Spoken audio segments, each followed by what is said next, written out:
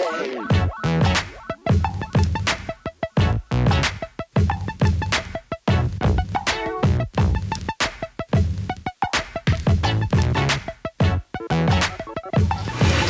everybody, it's Heather from CysterWigs bringing you yet another weekly vertical sleeve gastrectomy update. In case you are wondering what I'm wearing and you're not familiar with this piece, this is one that I own and am obsessed with very much. This is the Clary's Smooth River, the original long version in the color wine red. I reviewed it in this color and kept it because it's just super pretty. It's Halloween weekend, hence the crazy makeup. I went a little dramatic for Halloween, and you can't tell, but I'm wearing kind of like a goth boho outfit. I stopped weighing myself shortly after I realized that I had gotten down to about 228, and then I was like, you know what, I drove myself crazy for 2 pounds. So instead of weighing myself this week, I'm resorting to just using keto sticks. And it's a brand new vial, so I mean, I know that they expire after a while. But just basically been checking my pee for ketones, because as long as I'm in ketosis, I'm just not gonna sweat it, because that means the weight's gonna come off, it's coming off. It might be trickling off, but it's going off. And I think that that is a little bit less nerve-wracking than looking at the scale and going, why aren't you moving? That's particularly important because I've been strength training and eating and drinking lots of protein, or at least as much as I can get with this tiny stomach. My body is changing and my neck is changing and my collarbone is coming out even more, and my face is thinning out, and all kinds of stuff that you can see and I can see. So I'm not gonna get too bummed out about it. I'm just gonna roll with it and keep checking for ketones. Which goes to another point, like, please stop recommending a ketogenic diet to me and read up on what this diet is, because I'm already in ketosis. Like, I've been in ketosis this whole time. Part of the reason, and in case you're not familiar with what the difference between like an Atkins diet and a ketogenic diet is, because believe it or not, folks who keep recommending this, I do know what these diets are like and what they're about, and I've tried them. So a ketogenic diet, specifically a therapeutic ketogenic diet, is mostly, like, we're talking macronutrients here, it's mostly very high quality fats, you know, like MCT oil and stuff like that. Very high quality fats, followed by protein, followed by a limited amount of carbohydrates you might get from like green leafy vegetables or something like that. You know, whereas Atkins, you sort of flip-flop the ratio of fats to proteins, because the Atkins plan is mostly protein with some fats, good quality fats, and then they've also got, you know, carbohydrates that you're getting from, you know, the lactose in the milk you're ingesting, and green leafy vegetables, of course. And you can also have some like low GI foods as well. So what I'm doing, and by the way, Atkins will put you into ketosis. It's just not as hard as when you do a pure ketogenic, like therapeutic ketogenic diet. You will lose weight really quickly on a therapeutic ketogenic diet compared to Atkins, and that's because, you know, your body goes into ketosis harder and faster. The problem is, though, people like me can't tolerate a ketogenic diet, because in a ketogenic diet, it's really high fat, right? Which I have no objection to fat. Fat tastes great, and I feel very full when I eat it, so it's great. The problem is I don't have a gallbladder. So that's right out the window, because I don't think I've met too many people who can tolerate a therapeutic ketogenic diet without a gallbladder. Because when you don't have a gallbladder, okay, what happens in a nutshell? The gallbladder, the whole point of the gallbladder, in case you don't know, is that it is like a reservoir that holds bile, and then it slowly releases the bile into your small intestine based upon how much fat your stomach is perceiving is in the food that you just consumed, because the bile helps break down like fatty acids and stuff. So that's very overly simplified, but hopefully you get my gist. So what happens when you don't have a gallbladder is that when you eat fat, that bile goes right into your small intestine. There's nothing to stop the flow. There's nothing to slow it down. It just all kind of gets dumped into your small intestine all at once.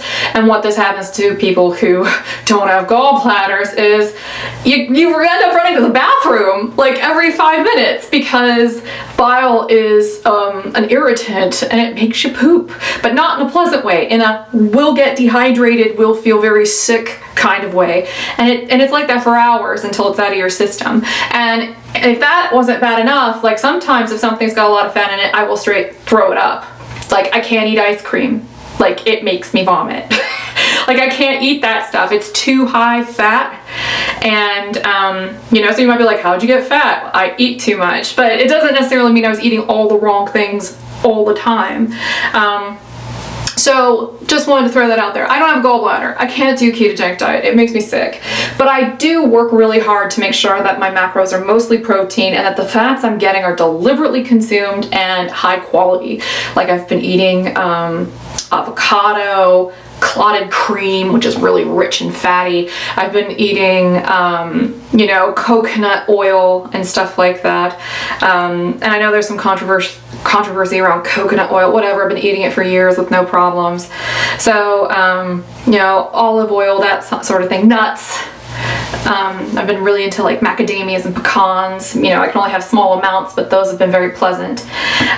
So yeah, I've not really had much of a problem being in ketosis. And usually when I measure, it's not like all the way up here in Purpleville, but it's kind of like here in between light purple and mauve, you know? It's like right around here. So I'm in ketosis. And another thing I wanted to share with you is how I've basically reworked my entire house, because I recently moved into a house.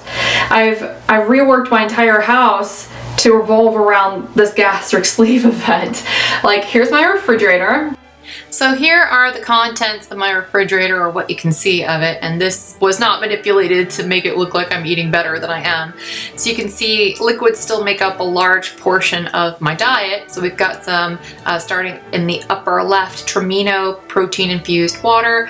That stuff has sucralose in it and acesulfame potassium, but only in small amounts, so I can tolerate it pretty well, unlike most artificially sweetened things at this point. It only has 20 calories and all of it's from protein. Then we've got hint water, which has like nothing in it. It's just got the barest like hint of flavoring, which I appreciate. It makes water a little bit more appealing and easier to drink. We've also got some Pacific Organic chicken bone broth, which I drink at night once in a while if I need a little extra protein or my stomach's upset. That stuff seems to do the trick. Right in front of the bone broth are the containers with the red lids. In there we've got pre-portioned amounts of steel cut oats. These are Trader Joe's original steel cut oats. They've got no sweetener in them. I do put unsweetened peanut butter in them for a little additional flavor and protein, and there's no sweetener in the oats that I've made. And so in each one of those little containers is about 1/8 of a cup dry of those oats made up and ready to eat. So I'll have about 1 serving of that every other day just for the fiber and to keep things moving along. Beside that, we've got some hard-boiled eggs. They were, you know, ready to eat from Trader Joe's, and those are nice to have on hand for a snack. Eggs make great snacks. I have problems with the yolks and the hard-boiled eggs, but the whites go down pretty easily. And if I use some guacamole or something, I can get the yolk down a little bit more easily. Then we've got a whole bunch of Premier Protein shakes. The only flavor I can stand of the Premier Protein is the chocolate, so I've got a whole bunch of them, and I'll drink about 1 or 2 of those a day. We've also got Silk Protein Nut Milk. That stuff's great. It's got 10 grams of protein per serving, very low sugar, it's unsweetened, has a very lovely nutty flavor to it, as one might imagine, because it's made from cashews. So it's really nice. I put that in my coffee in the morning instead of creamer. And by the way, my coffee is usually either half calf or decaffeinated, but half calf if I like a little bit of caffeine. Then starting on the bottom shelf on the left, we've got some Atkins shakes. The cookies and cream and the caramel, cafe caramel flavors are the only ones I really like, so I keep those handy. They don't have as much protein in them as the Premier Protein shakes have, but they taste a little better in my opinion, and they're a little easier to drink. I've also got some cottage cheese. I like to get the 2% cottage cheese. A little bit of fat never hurt anything, especially if you're eating really small amounts of it. And fat tastes good and makes you feel full, which I appreciate. And to that end, I also have some guacamole that I add to things once in a while. I measure everything out. We've got some cauliflower tabbouleh, also from Trader Joe's. That stuff's pretty great. It replaces the bulgur wheat in regular tabbouleh with cauliflower, which is a lot more healthful. hummus. It's plain Trader Joe's hummus, has no spicy anything in it, goes down really easily. And I use those in lieu of condiments, basically, and I don't slather my food in it because that's sort of cheating. The goal is to eat, you know, and to actually chew everything thoroughly. So I'm trying not to indulge in a bunch of these quote-unquote slider foods, but sometimes a little bit extra fat and extra lubrication does help a bit. And then I've also got on the shelf below there, we've got some baked tofu, which is also from Trader Joe's. It's quite good. And Siggy's pumpkin spice Icelandic skyr. If you've never heard of that, I highly recommend it. It's got a really high amount of protein. It's very similar in that regard to Greek yogurt, but isn't as sour, so it doesn't cause any upset stomach. And it's got no artificial sweeteners in it, and a very small amount of sugar, which I love. The whole brand is like that, where they don't put a lot of sugar in it. So if you are in the same boat I'm in, where you can't really tolerate artificial sweeteners, but you need to keep your sugar content low in your food, I highly recommend Siggy's products. They're great. I also have some eggs. You can never go wrong with eggs in this regard, because protein is king on the kind of diet that I'm on. And then in the crisper drawers, it's probably kind of hard to tell, but we've got a little bit of shredded cheese. A little bit of that stuff goes a long way. We've also got in the drawer next to it a spaghetti squash and a couple little kiwi fruit. I'm trying to remember what else is in here, but I think the only other thing is maybe some more cheese, maybe. So let me show you what's in the door so you don't think that I'm like hiding goodies there. So in the top left of my door are all the things, well, with the exception of the mayonnaise, that I've opened and could not finish. So we've got a couple bottles of water, some of the Tramino water, and I will revisit those in lieu of throwing them out. Because the thing to keep in mind is my stomach can only hold a very small amount of stuff at any given time.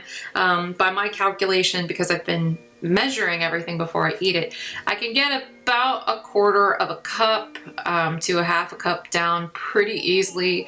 And then after the half cup mark in terms of food, it's just really, really hard to get things down. So I end up with a lot of incomplete sort of consumption. So up here we've got some of those things that I need to finish up. One of the soup, by the way, that's next to the mayonnaise is by Corinne and Jeff. It's vegan and it's just got vegetables. It's basically just like a vegetable puree masquerading as a soup, which I'm totally down with. It has no preservatives or salt or any of that stuff added. So it makes a really nice condiment to throw on top of things in lieu of something that's got a lot of sugar or salt, because there isn't any added sugar or salt in these Corinne and Jeff soups.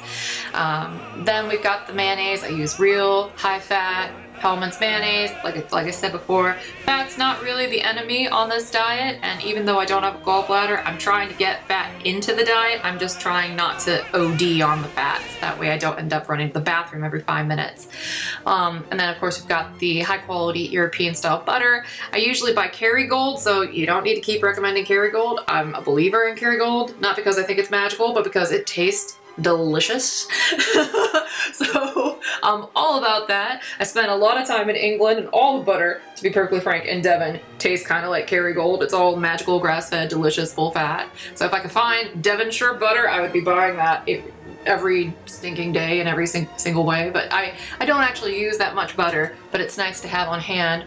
And I do put it in my coffee once in a while. It's actually kind of nice if you've never tried it. Then on the shelf below, we've got a little bit of Dijon mustard. That's got a little bit of sugar in it, but not much. We've also got some Goya. I can't pronounce what this stuff is, but it's great. It's like cooking base. If you're, I put it in my bone broth once in a while. It doesn't have a lot of sugar in it and tastes really good. The thing in my fridge that has the most sugar in it is right next to it, and that's a little bit of pumpkin butter from Trader Joe's. I don't use much of it, and I don't use it every day, but once in a while, it's nice to put some on those oats, and that's usually what I use it for. So I have a suspicion that I'll probably end up throwing it out because it went bad before I end up using it all. But it tastes great, so it's nice to have on hand. Next up, we've got some cinnamon roll buff bake, which is basically like a peanut butter spread that's fortified with whey protein, so it's got extra protein in it, and it goes down okay. It's a little hard to consume because it's so dry tasting, but it has a lot of protein, and if I ever get a craving for, you know, a sweet fix, I mean, there's a reason why I put it right next to the pumpkin butter, so that way instead of grabbing for the pumpkin butter, I just take a spoonful of buff bake and I'm good to go. Then next to that, we've got some olives that are stuffed with feta cheese. Those are really nice. We've got some garlic aioli, a little jar of clotted cream, and then of course my Arm & Hammer. And then on the bottom shelf, we've got more of that Corinne and Jeff soup, but I haven't opened that one up yet because, I mean, a little bit goes a long way with that stuff because I'm not quite to the point where I can handle a lot of vegetable material, but I'm working on it. And this is how I'm trying to ease that stuff into my diet. And then we've got the Diet Ocean Spray Cran Mango. It's got 5 calories, very low sugar. Again, it's very artificially sweetened, but it's the easiest way I've found to take the Miralax. Here's a look at a typical breakfast for me. I usually wake up without an appetite at all, and last thing I want is to eat anything. So I sort of choke down a Premier protein shake to get a nice boost with 30 grams of protein right at the beginning of the day, and I chase that down with a hint water. Now it takes me about 45 minutes to consume both of these items because even though fluids go through your stomach a lot faster than solids, sometimes it just still takes a while for that stomach to empty so you can put more fluid in. But that way I start the day with a fair amount of hydration and I don't have to worry about getting a little too dehydrated in the beginning of the day. Behind that, you'll see my kettle, which is adorable, and I use that to make bariatric soups and teas. In the cookie jar, the green glass cookie jar, there are actually a lot of little powder mixes for bariatric friendly teas, cocos, and soups. They all are protein fortified, so if I don't really feel like eating but I still need to get some calories in me, that's a nice alternative I found to just drinking these protein shakes all the time because the protein shakes are kind of gross. And here's my afternoon snack or mid-morning snack. I'll have a cup of coffee. Usually, like I said, it's half calf or it's decaf, and I'm not afraid to drink it out of a relatively ridiculously large mug because, I mean, I usually don't even finish it, and if I do, it takes me forever. It usually gets cold way before I ever finish it. And so I'm actually thinking about getting rid of this coffee machine and getting a Keurig instead, which is something I never thought I'd do because of the environmental impact of the K-Cups. But I use so very little coffee now that 1 cup alone will probably do the trick. And I always end up overshooting it by making it in this big coffee pot. So I've actually put one of those on my wedding registry actually, so I hope somebody gets that because I really need to stop wasting so much coffee, and I figure I'll just do the reusable K-Cups. But anyhow, you can see here, I've got my adorable Halloween themed spider mug. He's adorable. And I use that Silk protein fortified cashew milk in lieu of creamer. So that way I get about a half serving of that, which is about 5 grams of protein. And I do use real sugar. In fact, I use turbinado sugar or sugar in the raw. But I use a ridiculously small amount of this sugar. And I do this in lieu of using artificial sweetener. I used to only use artificial sweeteners. And let me tell you, my weight only went up with my usage of artificially sweetened beverages. And I know that's completely anecdotal, but I've been consuming artificially sweetened things since I was 17 years old, and it didn't do a darn thing to stop my weight gain. Not a thing. And there's a growing body of evidence that suggests that artificial sweeteners actually contribute to weight gain. And I don't want to say that I, you know, because let's face it, all I have is a sample size of me, and that is a convenient sample of the highest order. But I will say that, you know, it didn't work. Using the artificial sweeteners never worked. It may have helped prevent me from becoming diabetic, but I was pre-diabetic for a decade, and my weight would fluctuate pretty radically, even though I wasn't consuming real sugar in my food or in what I was drinking. So now I've sort of switched gears, and I'm trying to eliminate sweeteners pretty much full stop from my diet. And if I do ingest sweeteners, I try to do so in a way that's very deliberate and very sort of thought out before I do it. Like there's no such thing as just, you know, randomly snacking on sweets or things that are artificially sweetened just because I think I can get away with them because they don't have any calories. So it's a much more mindful way of eating, I've found. So I digress. I use turbinado sugar, not because I think it's less processed, because I actually know better. I know that turbinado sugar is actually processed more than regular table sugar, so the name sugar in the raw is kind of a lie, because what they do is they process it a second time in order to add some of the molasses back to the mix. But I'm actually consuming the turbinado sugar specifically because it's got molasses in it, and it's got a really nice rich flavor, so that even if I use so little that I can't perceive the sweetness, I can still detect that little hint of molasses flavor, and that's really all I crave. And to put things into perspective, here is actually a regular dinner spoon, and not like a big tablespoon, but like a little spoon that comes with a silverware set. Like it's a small spoon, like a teaspoon. So that's the one that's on the left, and the one that's on the right is actually a novelty spoon that came with a child's tea set that I bought to help me eat off of smaller things. So that teeny tiny little adorable spoon is what I use to dish out my sugar in my coffee. So that whole mug gets 2 of those teeny tiny little spoonfuls of sugar. So that teeny tiny little spoon is about 1/8 of a teaspoon, which is nothing. So for that whole mug, which I would imagine is probably 16 ounces worth of coffee, I'm getting about 1/4 of a teaspoon of sugar. And I usually don't even finish it, because like I said, it gets cold before I can even finish it, and then I sort of lose interest. So yeah, so I'm definitely not eating or consuming a lot of sugar. It's very small amounts and very deliberately dosed.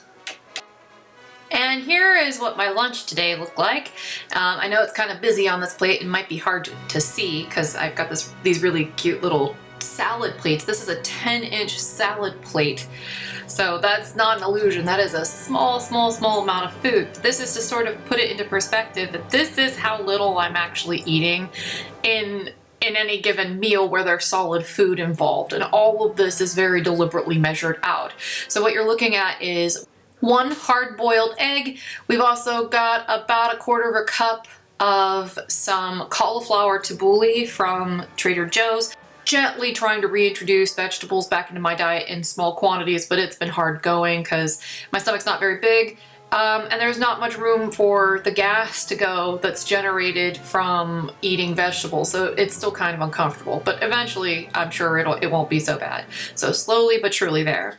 What you're also seeing here is about 2 tablespoons worth of guacamole and 2 tablespoons worth of plain hummus.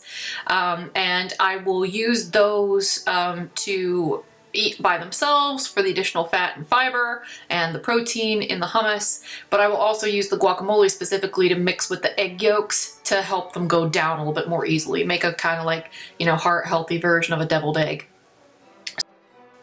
And here is my dinner, and yes, I arranged it sort of like a smiley face with funny teeth because I may be 37, but I'm going on 12. But yeah, that's sort of what's on this plate.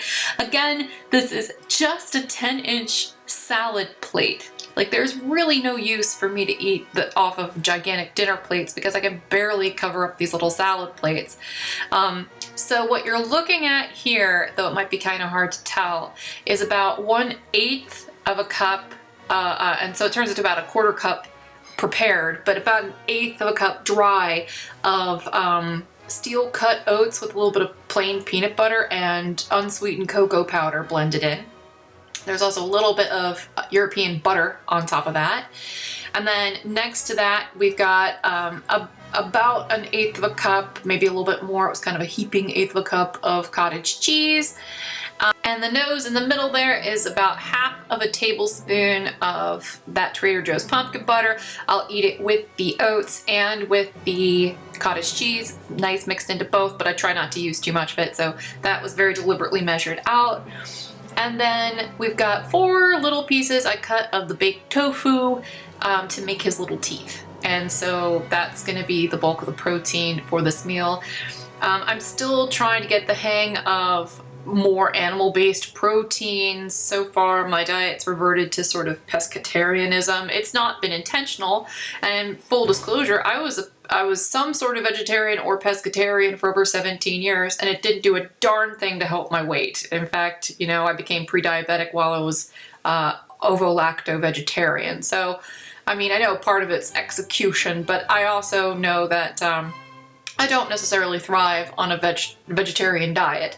So I'm sort of eager to introduce more protein into the mix, but for now, the easiest proteins for me to ingest are seafood, tofu. And just for the record, it will probably take me an hour to eat all of this food. It really does take a while to eat solids. And, you know, this meal was more than enough to make me feel kind of full. So if I start to feel full, I stop. I wait till that sensation goes away because I don't want to stretch my stomach out. And then once I feel like I'm no longer full, I'll complete the rest of the meal so I know I'm getting enough calories in. So it's a very deliberate, mindful sort of food consumption here. And in case you were wondering, what are you drinking with your meals? I just want to reiterate that a big difference between what you are consuming prior to any kind of weight loss bariatric surgery and after is that you are not consuming fluids and solids at the same time. So if I want to consume liquid, I have to do so very deliberately. Then I have to wait about a half hour, and then I can eat something. But again, I have to eat very deliberately because after I'm done eating, I have to wait another full 45 minutes or more, depending on, you know, how quick it takes my stomach to empty. And it's a very obvious sensation. You know, so about 45 minutes after I eat, then I can start drinking fluid again. So your entire day becomes way more regimented, and all the things you eat and drink become way more mindful and deliberate. And just to show you how I've revamped my living situation, I went from renting an apartment to renting a house specifically so I could put a gym into it. So I've got a weight bench in my garage. And since I have literally no use for a formal dining room, I turned my dining room into a workout space. There's like a little TV there, I can do yoga or workout videos, and I've got my elliptical machine. And you can see I've also got like a yoga mat and a cat tree in the corner and a stepper and a whole bunch of other stuff. There's a mat there in case I want to do more floor exercises. So that's been very helpful. And I think that this metaphorically says a lot about the shift in focus in my life. Like, who needs a formal dining room? I need to work out. Let's see what else. Oh, yeah, I want to show you my friend slash client slash fan slash employee, Catherine. So you might talk to her on our CCHD. She sent me some bowls that she had made for me. And they're perfect because I wanted to show you the bowls that I had before and why I was struggling. Okay, so this is the smaller bowl. It's like a 10-ounce bowl, and you could probably see right away. Big difference, right? Big difference. And then that's nothing compared to this one. I think it's a 12-ounce bowl or a 14 or something. And like, they're so, like this one could eat this one. And here's how they all sit in each other.